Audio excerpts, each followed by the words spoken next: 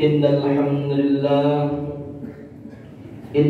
لله نحمده ونستعين ونستغفره ونعوذ بالله من شرور أنفسنا ومن سيئات أعمالنا من يهده الله فلا مضل له ومن يضلله فلا هادي له أشهد أن لا إله إلا الله وحده لا شريك له وأشهد أن محمدا عبده ورسوله اللهم صل على سيدنا محمد وعلى آل سيدنا محمد أما بعد فيا أيها الناس اتقوا الله حق تقاته ولا تموتن إلا وأنتم مسلمون. فقال الله تعالى: أعوذ بالله من الشيطان الرجيم. بسم الله الرحمن الرحيم. يا أيها الذين آمنوا اتقوا الله ولتنظر نفس ما قدمت لغد واتقوا الله إن الله خبير بما تعملون. صدق الله العظيم. Hadirin sidang jemaah salat Jumat Masjid Darul Ihsan yang insyaallah semuanya dimuliakan oleh Allah Subhanahu wa taala. Marilah kita senantiasa untuk selalu bersyukur kepada Allah dengan mengucapkan alhamdulillahirabbil alamin, karena begitu banyak nikmat yang Allah berikan kepada kita semuanya. Selaku hamba yang bertakwa, kita diwajibkan untuk bersyukur kepada Allah. Allah Subhanahu wa taala berfirman, "Jika engkau mensyukuri nikmatku," kata Allah, "pasti Allah akan tambahkan nikmat yang diberikan oleh Allah kepada kita." Tetapi apabila kita mengkufuri nikmat-nikmat yang Allah berikan kepada kita, ingat, azab Allah itu sangatlah pedih. Hadirin yang dimuliakan oleh Allah Subhanahu wa taala, di hari yang mulia, di tempat yang mulia ini, mari kita memperbanyak selawat kepada kekasih kita, kepada Nabi kita semuanya, akhir para Nabi, yakni Nabi besar kita Muhammad sallallahu alaihi wasallam. Allahumma salli ala Sayyidina Muhammad wa ala ali Sayyidina Muhammad. Hadirin yang dimuliakan oleh Allah Subhanahu wa taala, melalui mimbar ini khatib mengajak, menghimbau khususnya kepada diri saya sendiri dan umumnya kepada jemaah sekalian. Marilah kita senantiasa untuk selalu meningkatkan keimanan dan ketakwaan kita kepada Allah Subhanahu wa taala. Takwa dalam arti kata menjalankan apa-apa yang diperintahkan oleh Allah Subhanahu wa taala dan menjauhi apa-apa yang dilarang oleh Allah Subhanahu wa taala. Hadirin yang dimuliakan oleh Allah Subhanahu wa taala, adapun judul khutbah kita pada siang hari ini yakni tentang kewajiban berbakti kepada kedua orang tua. Hadirin yang dimuliakan oleh Allah Subhanahu wa taala, Allah Subhanahu wa taala berfirman di dalam surat Al-Ahqaf ayat 15, A'udzu billahi minasy syaithanir rajim. Wa wassayna al-insana biwalidayhi ihsana. Hamalathu ummuhu kurhan wa wada'athu kurhana wa kurha وحمله وفصاله 30 شهرا حتى إذا بلغ أشده وبلغ 40 سنة قال ربي أوزعني أن أشكر نعمتك التي أنعمت علي وعلى والدي وأن أعمل صالحا ترضاه وأصلح لي في ذريتي إني تبت إليك وإني من المسلمين. Hadirin yang dimuliakan oleh Allah Subhanahu wa taala, yang artinya, dan kami perintahkan kepada manusia agar berbuat baik kepada kedua orang tuanya, ibunya yang telah mengandungnya dengan susah payah pula, masa mengandung sampai menyepihnya selama 30 bulan, sehingga apabila dia anak itu telah dewasa dan umurnya mencapai 40 tahun, dia berdoa, Ya Allah, ya Tuhanku, berilah aku petunjuk agar aku dapat mensyukuri nikmat-nikmat-Mu yang telah Engkau limpahkan kepadaku dan kepada kedua orang tuaku, dan agar aku dapat berbuat kebajikan yang Engkau ridhoi, dan berilah aku kebaikan yang akan mengalir sampai kepada anak cucuku. Sungguh aku termasuk orang muslim. Hadirin yang dimuliakan oleh Allah Subhanahu wa taala, firman Allah Subhanahu wa taala di atas tadi memerintahkan kepada kita untuk berbakti kepada kedua orang tua kita, berbakti kepada ayah dan bunda kita, berbakti kepada ibu dan bapak. Karena apa? Merekalah yang telah bersusah payah melahirkan dan membesarkan kita dan mendidik kita semuanya. Ibu yang susah melahirkan kita selama 9 bulan dan melahirkan kita yang begitu sangat menyakitkan.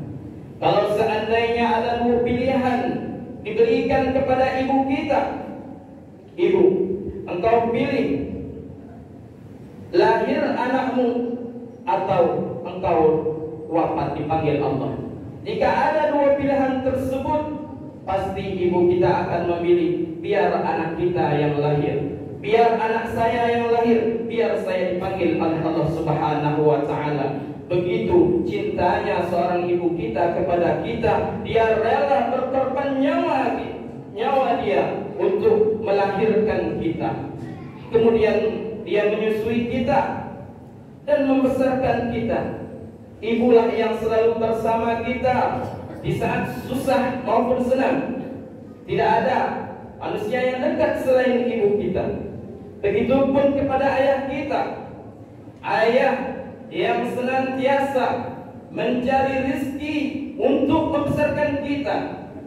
Dia pergi pagi pulang malam, panas dan hujan dia lalui hanya untuk membesarkan kita, hanya mengantungkan niat dan cita-citanya, biar saya yang susah, asal anak saya nanti menjadi orang yang dipandang orang lain, anak yang berbakti, anak yang soleh, yang berbakti kepada kedua orang tuanya, berguna bagi agama, nusa dan bangsa. Begitu mulianya orang tua kita kepada kita semuanya.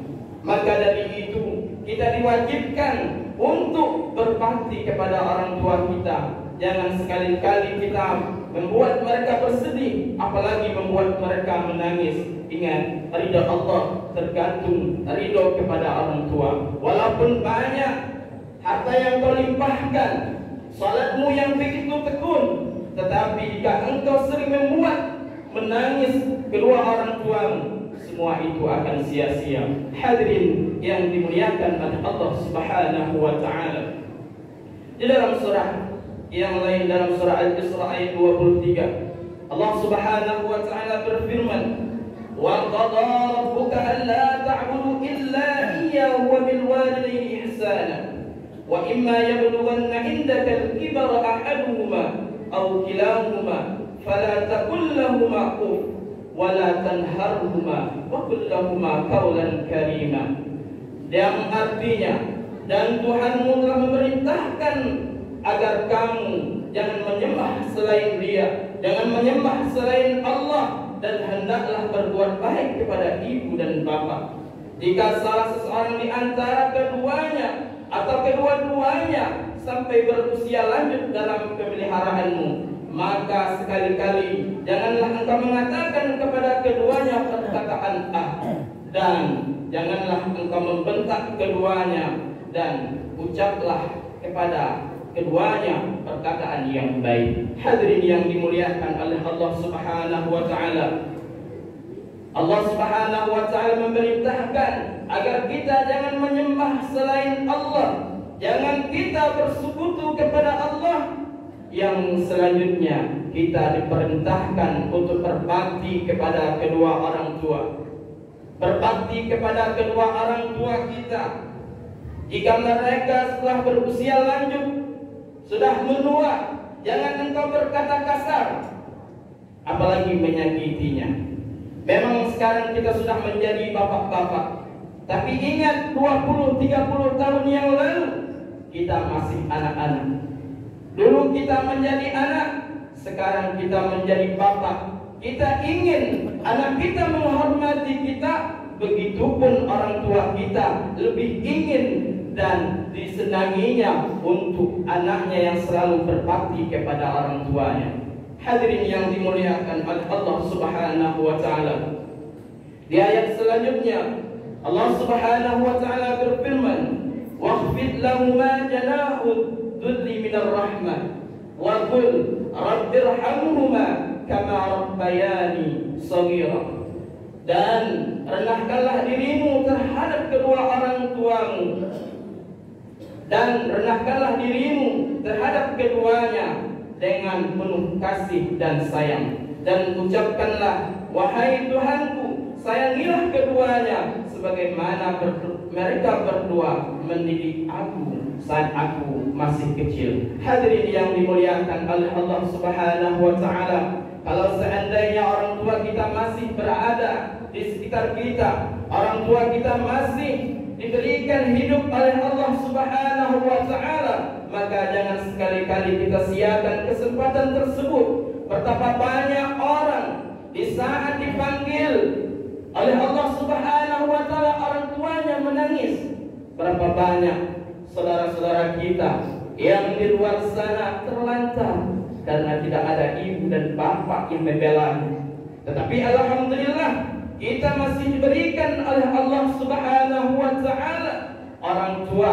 Walaupun orang tua kita tidak berpendidikan tinggi seperti kita, walau orang tua kita tidak berjabatan tinggi seperti kita, tetapi mereka lebih mulia daripada kita. Hadirin yang dimuliakan oleh Allah Subhanahu wa taala, kalaupun seandainya orang tua kita telah dipanggil oleh Allah Subhanahu wa taala, kita sebagai anaknya tetap bisa berbakti kepada mereka, yaitu dengan cara senantiasa untuk selalu berdoa untuk mereka yang telah mendahului kita. Jangan sekali-kali kita lupakan di saat sholat kita untuk berdoa kepada mereka, agar mereka dilapangkan oleh Allah Subhanahu wa taala kuburnya dan diberikan tempat yang layak, dan dijadikan kuburnya taman dari taman-tamannya surga. Yang selanjutnya, jika orang tua kita telah dipanggil oleh Allah, bagaimana cara berbakti kepada mereka? Kita jalinkan tali silaturahmi, kita kunjungi keluarga beliau, adik dan kakak beliau. Jangan kita putuskan hubungan di antara mereka. Hadirin yang dimuliakan oleh Allah Subhanahu wa taala, mungkin demikianlah khutbah singkat yang dapat khatib sampaikan pada kesempatan yang mulia ini. Adapun kesimpulannya, mari kita semuanya berbakti kepada orang tua kita selagi mereka masih ada. Kita sebagai anak tentu ingin selalu dimasukkan Allah Subhanahu wa taala ke dalam surganya nanti. Bersama kita di dunia, bersama dengan orang tua kita, hendaknya juga nanti kita bersama di dalam surga Allah Subhanahu wa taala. Amin, amin, amin ya rabbal alamin. Barakallahu li wa lakum fil Qur'anil azim, wa nafa'ani wa iyyakum bima fihi minal ayati wa dzikril hakim, wa taqabbal minni wa minkum tilawatahu innahu was-sami'ul alim. أقول قولي هذا ولسائر المسلمين والمسلمات والمؤمنين والمؤمنات فاستغفروا إنه هو الغفور الرحيم. الله